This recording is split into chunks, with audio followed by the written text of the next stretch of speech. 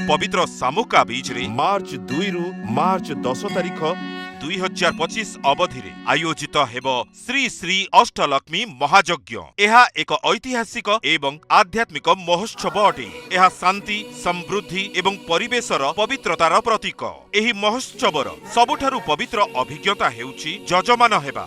जजमान भावे आपणଙ୍କୁ श्री अष्टलक्ष्मी महायज्ञर 25टी पवित्र यज्ञ कुंड मध्यरु गोटिए रे बसिबार सुजोग मिलिबो, जेउठी 151 वेदाचार्य एका साथी रे 12 लक्ष मंत्र उच्चारण करिवे एवं 1,20,000 आहुति देबे। एही अनुष्ठान केवल आत्मार पवित्रता और परिवारर समृद्धि नुहे, परिवेशर पवित्रता एवं समाजरे सकारात्मक शक्तिर संचार करिवार आपणଙ୍କ अंशदान मध्य अटे। आसंतु एही पवित्र आध्यात्मिक महोत्सवर अंश हेबा। आज ही www.pujanona.com जाई आपणଙ୍କ जजमान स्लॉट बुक करंतु।